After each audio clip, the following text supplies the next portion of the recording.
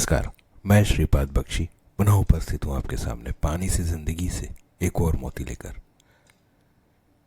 कई बार जब कोई सच्चाई सामने आती है तब हमारे भ्रम तो दूर होते ही हैं और यह भी पता चलता है कि दूर के ढोल सुहाने होना क्या होता है। एक वीडियो सामने आया जिसमें अमेरिकी राष्ट्रपति एक सभा में यह बता रहे हैं कि अमेरिका में सालों से सोशल सिक्योरिटी के नाम से वृद्धों को जीवन यापन के लिए दी जा रही रकम के पीछे कितना बड़ा खेल चल रहा है और उन पैसों का कैसे दुरुपयोग किया जा रहा है।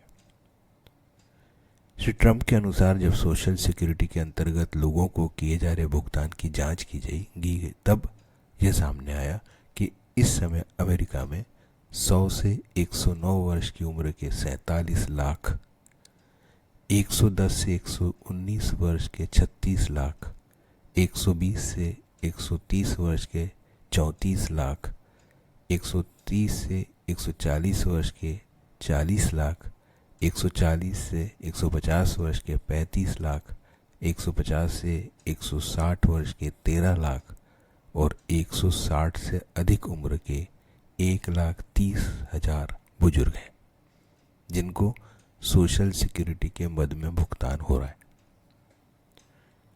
इन आंकड़ों को देख के समझा जा सकता है कि पिछले कितने वर्षों से इस मद में कितना बड़ा घोटाला हुआ होगा। चूँकि भुगतान अभी भी हो रहा है, इसका मतलब तो यही है कि वास्तविक व्यक्ति तो अब जीवित होगा नहीं, मतलब यह भुगतान किसी और की जेब में जा रहा होगा। अमेरिका जैसे देश में इस प्रकार का घोटाला संभव होगा यह विश्वास नहीं होता, क्योंकि हमारी कल्पना के अनुसार वह एक उन्नत तकनीक वाला आधुनिक प्रणाली का उपयोग करने वाला देश होगा। उसमें भी उससे भी ऊपर जनमानस में नैतिक मूल्यों की कमी नहीं होगी, ऐसा हम सोचते थे। परंतु यह सुनकर ऐसा लगता है कि इन सभी बातों का वहाँ अभाव है।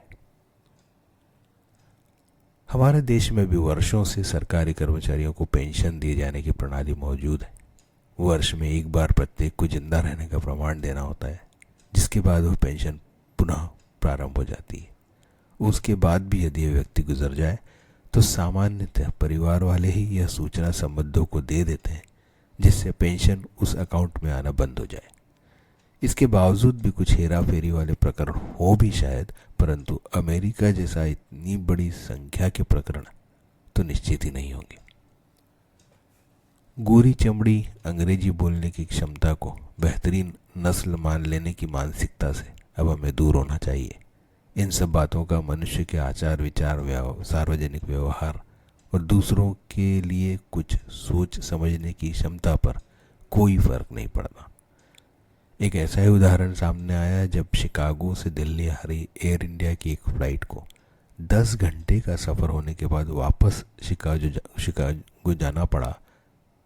कारण यह था कि उस विमान में 300 से ज़्यादा यात्री सफ़र कर रहे थे। स्वाभाविक ही है कि वे सभी भारतीय नहीं होंगे, पर 10 घंटे का सफ़र होते होते उस विमान में उपलब्ध 12 में से 11 टॉयलेट पूरी तरह से चोक होकर उपयोग लायक नहीं रह गए।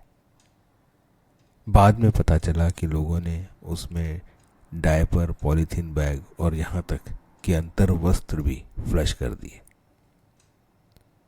सोचिए, उस विमान में चूंकि लोग शिकागो से बैठे थे, मतलब एक भी व्यक्ति अनपढ़ गंवार नहीं होना चाहिए था और कागज पर तो होगा भी नहीं।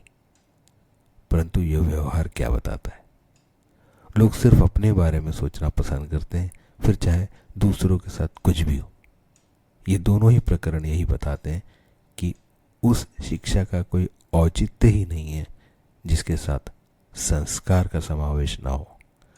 दुर्भाग्य से शिक्षा के साथ संस्कार नहीं मिलते और जिनसे मिलने चाहिए वे अति व्यस्त हैं और शायद इसीलिए दुनिया त्रस्त है। जय हो, नमस्कार।